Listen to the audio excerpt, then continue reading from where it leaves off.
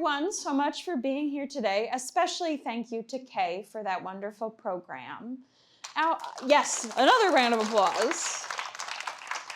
So I think we've all had the experience, if you've spent time here in the Guild Lounge before, of seeing these portraits over here and wondering, who is the story? Who are those people?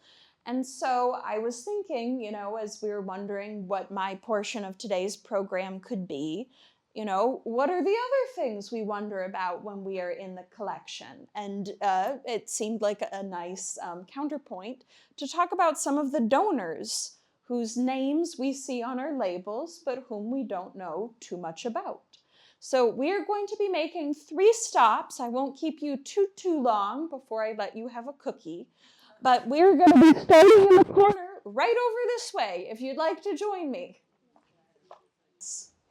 Now, if there is any individual donor who you are likely to be familiar with at the University Guild, it is Elsie Brown Jones.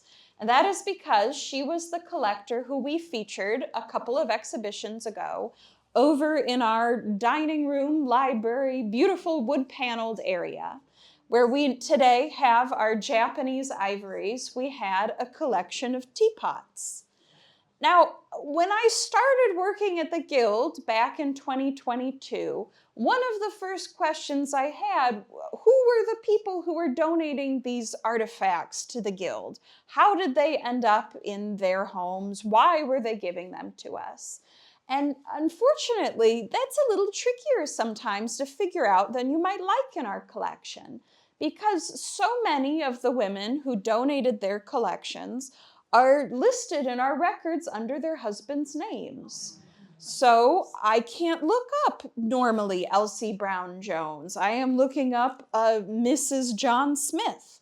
And it's sometimes harder to find Mrs. John Smith than it is in Elsie Brown Jones. And so she is a unique example of having her own name on her donation records.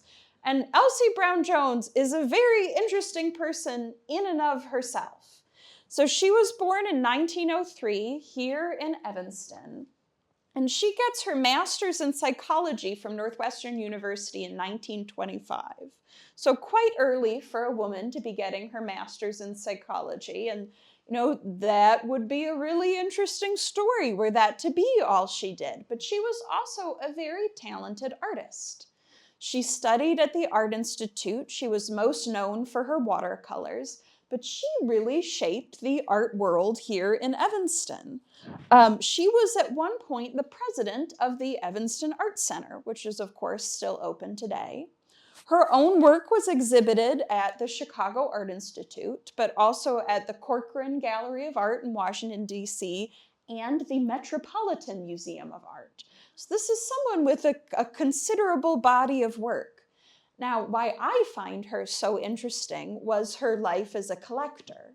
So as a lifelong Evanstonian, as someone who was involved in many different Evanston groups besides the University Guild, personally, her passion was teapots. So besides the psychology, besides the fine art, she collected dozens of teapots, all of which she gave to the University Guild. And I appreciate her eye as a collector because she was collecting the way a museum does, not the way I do, where if I'm going to a thrift store, I'm looking for the brooch I'm most likely to wear. Elsie had connections with antique dealers across the country, mostly in Chicago and New England. And when they had an example of a teapot come in that they knew she didn't yet have in her collection, they would send her letters. And if it was something they knew she had been looking for, so for example, we have a circa 1850 Wedgwood Liverpool Birds teapot over here. Does not look like what you expect Wedgwood to look like. It's not at all that matte white and blue. It's a glazed porcelain. This was something clearly she had been looking for because we have the letter from her antiques dealer where she had already authorized the purchase to be made sight unseen. And the teapot is mailed to her from Massachusetts, where it was in the antique dealer's workshop. Now, she particularly would buy pieces at Marshall Field's. And again, you get a sense she is collecting to show the evolution of technology in teapots. Examples of every shape, examples of different periods. So, Elsie Brown-Jones is a prototypical example of a donor to the University Guild collection. Someone who is involved in the civic life of Evanston, someone who is involved artistically, and somebody who is collecting with an eye for developing a collection rather than just winding up with a lot of teapots because people give them to you as gifts. Now, we're going to be drawing our attention to this next case over here to talk about our next donor. I really love Art Nouveau glasswork. I think it's beautiful.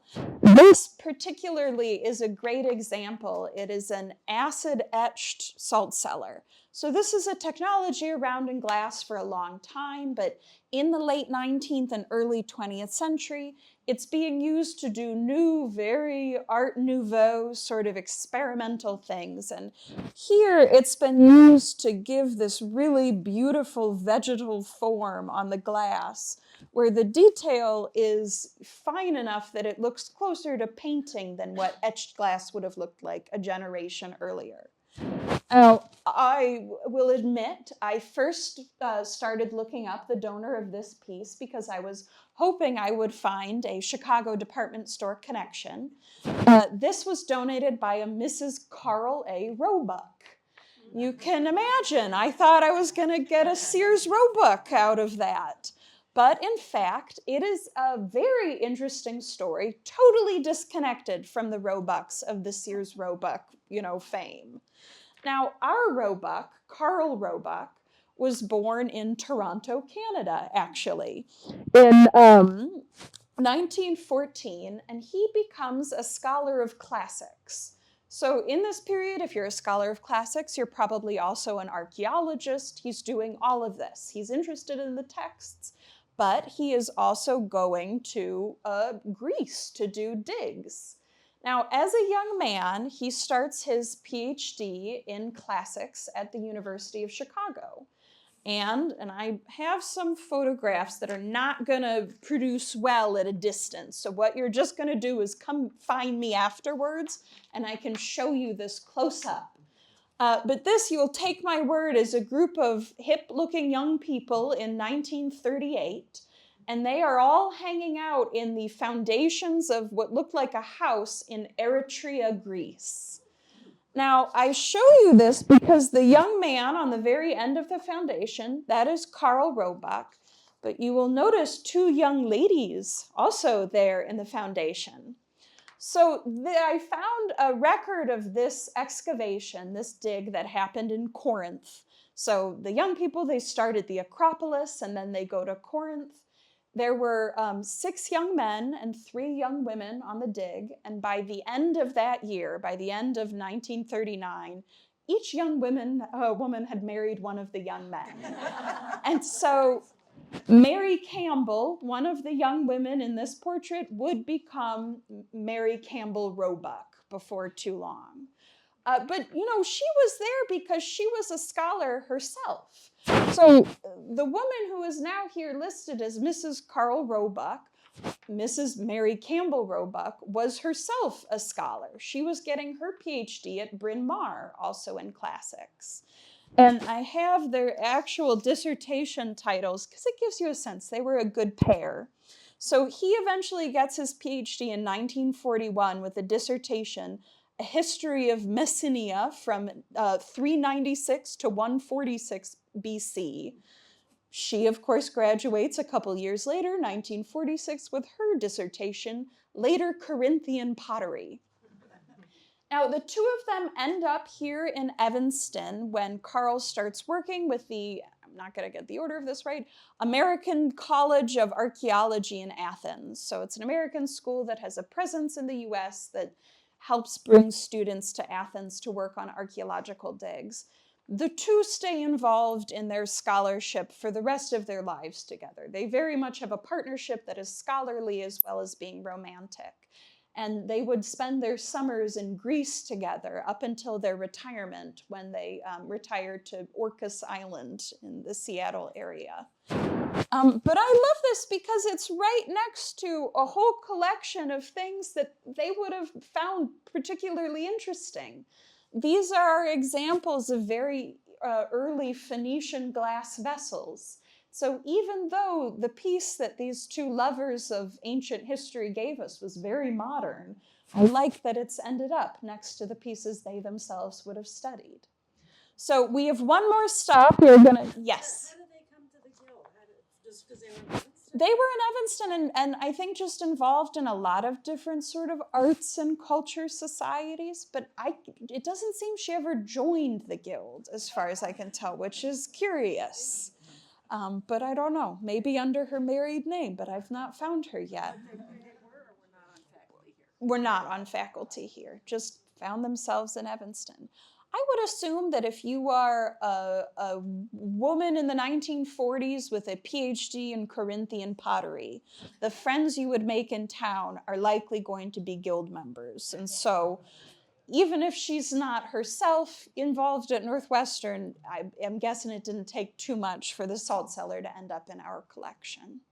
And when was that made? The salt cellar, it is, we say circa 1890s. It's probably later 1890s than earlier. Is it Tiffany? No, this is Émile Gallet. Émile Gallet was one of the most notable of these French Art Nouveau designers. The one that you see right next to it, also a similar style, but most of the rest of this is Tiffany. Yes, Sarah. University historian who just left.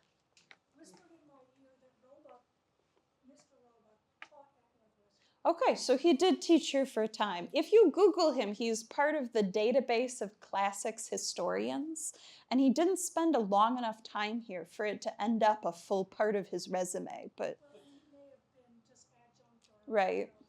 But they were here. I mean, and shortly after they both got their PhDs, so it must have been pretty early in their careers.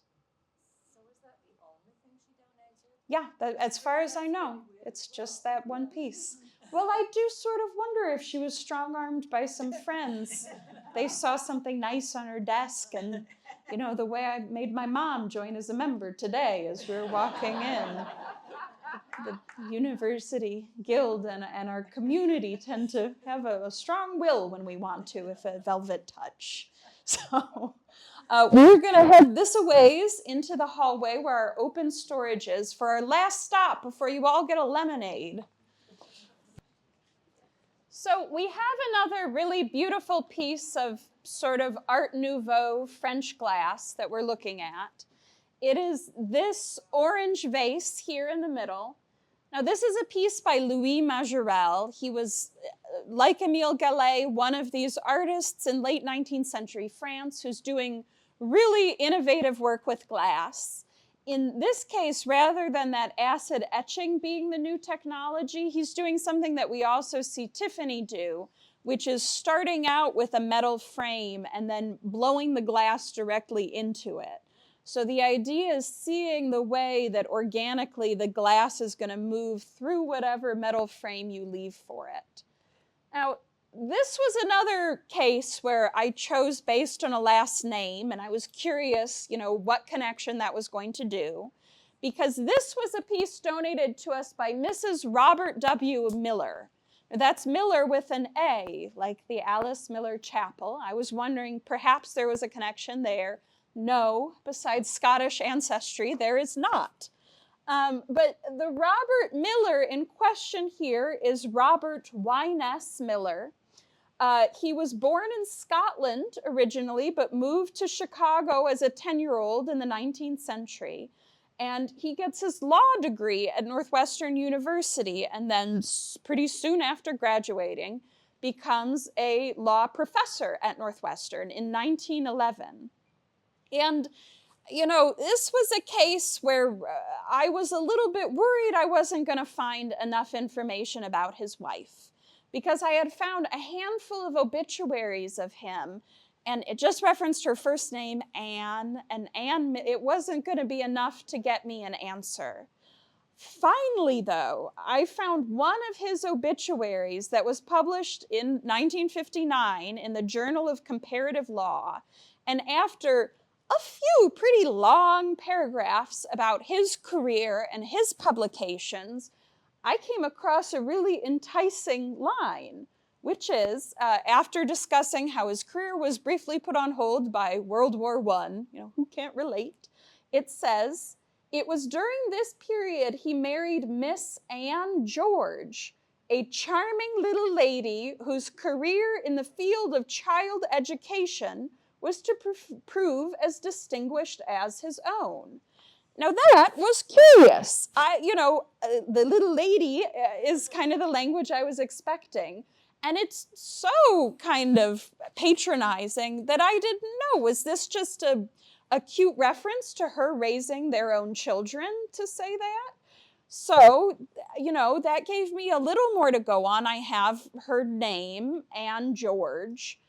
And Anne George, I found out, did have a distinguished career in child education. In fact, one of the most distinguished careers in child education for a woman in her time.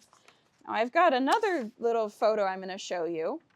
This is a cartoon of Maria Montessori giving a speech at Carnegie Hall. The woman who you see behind her, the woman in the lighter colored dress, is Anne George. Anne George got her degree in child education. When she was in school, she went to Rome for a year where she picked up Italian. She, while over there, learned about Maria Montessori's, new pedagogy of how to educate children. She comes back to Chicago and starts teaching at the Latin school, and immediately felt there was a problem with how young children were being taught, that they were completely isolated from their older peers, that there was no exchange going on between the older and younger children.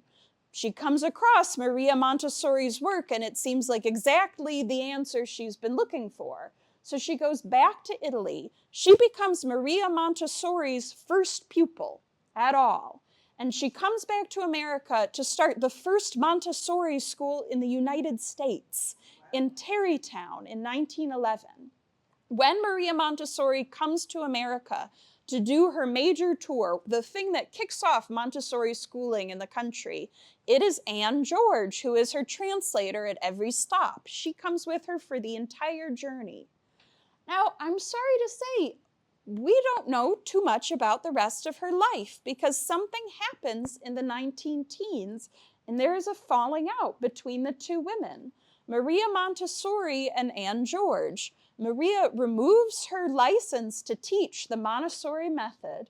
We know a lot of things about Maria Montessori, who is a fascinating and amazing person who made a lot of change, but we know she could sometimes be a little territorial, maybe, of her name, and we wonder if the first Montessori school in America didn't have enough of her influence on it. But she stops teaching. She marries Mr. Miller, Robert Miller, in 1919, and never taught again the rest of her life.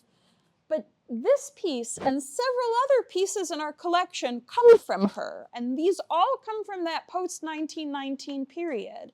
So, she wasn't on the national stage again, but clearly if she was involved in the University Guild, she still had education and the arts and culture and how to communicate that on her mind. So, I have found so much more information about her. Books have been written about Anne George. So I'm so glad I found that little sentence about, what a charming little lady and her special career, because yes, she was quite distinguished. And I know I'm never going to look at our Louis Majorelle vase the same way, knowing it was in her home. So this finishes up my tour portion. Thank you all so much for joining us today.